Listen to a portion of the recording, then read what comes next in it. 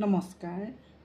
আজিৰ সভাৰ সভাপতি মহোদয়, আমন্ত্ৰিত অতিথিবৃন্দ, শ্ৰদ্ধাৰ শিক্ষাগুৰুসকল আৰু মোৰ অতি মৰমৰ ছাত্ৰ ছাত্ৰীসকল, আজি হ'ল বিষ্ণু ৰাভা দিৱস।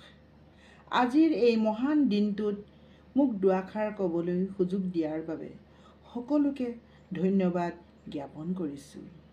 আজি আমি স্মৰণ কৰিছোঁ অসমৰ সাংস্কৃতিক জগতৰ এজন মহান ব্যক্তি, শিল্পী, কবি, সাহিত্যিক, নাট্যকাৰ, সংগীতজ্ঞ, নৃত্যবিদ, চিত্ৰকৰ, অভিনেতা, সংগঠক, মুক্তিযুঁজাৰু বিষ্ণুপ্ৰসাদ ৰাভাদেৱক।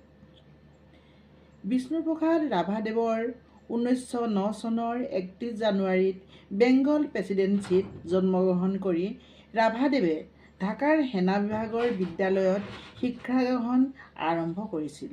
কিন্তু হাইস্কুলীয়া শিক্ষা সাং কৰাৰ আগতেই পিতৃৰ মৃত্যু হোৱাত বিষ্ণু ৰাভাদেৱে তেজপুৰত সম্বন্ধীয় লোকৰ ঘৰত থাকিবলৈ লয়। তেজপুৰ চৰকাৰী উচ্চতৰ মাধ্যমিক বিদ্যালয়ৰ পৰাই 1926 চনত তেখেতে হাইস্কুল শিক্ষান্ত পৰীক্ষাত উত্তীৰ্ণ হয়। এই পৰীক্ষাত তেওঁ দৰং জিলাৰ সকলো পৰীক্ষাৰ্থীৰ ভিতৰত সৰ্বোচ্চ নম্বৰ লাভ কৰাৰ বাবে তেওঁ কুইন এক্সপ্ৰেছ পদক লাভ কৰে। কলেজীয়া শিক্ষা গ্ৰহণৰ বাবে ৰাভাদেৱে কলিকতালৈ যায় আৰু 1928 চনত তেওঁ ছেণ্ট পল কলেজৰ পৰা প্ৰথম বিভাগত ISc পাছ কৰে। পাছত ৰিপন কলেজত পদাৰ্থ বিজ্ঞান বিভাগত স্নাতক শিক্ষা আৰম্ভ কৰে। পঢ়ি থকা কালত তেওঁ ভাৰতৰ স্বাধীনতা আন্দোলনত নামি পৰে। অসমীয়া সংগীত, নৃত্য আৰু অভিনয় জগতত তেখেতৰ অৱদান অপৰিসীম। কাশীৰ হিন্দু বিশ্ববিদ্যালয়ত তেওঁৰ অসাধাৰণ নটৰাজ নৃত্য প্ৰত্যক্ষ কৰি ডক্টৰ সৰ্বপল্লী ৰাধাকৃষ্ণনে তেওঁক সন্মানেৰে কলাগুৰু উপাধি প্ৰদান কৰিছিল।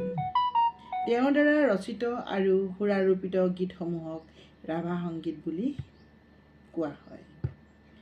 বিষ্ণুপ্ৰসাদ ৰাভাদেৱৰ পিতৃৰ নাম আছিল গোপাল চন্দ্ৰ ৰাভা। তেওঁৰ পিতৃ আছিল ব্ৰিটিছ সেনাৰ উচ্চপদস্থ বিষয়া। মাতৃৰ নাম আছিল গেথীবালা ৰাভা।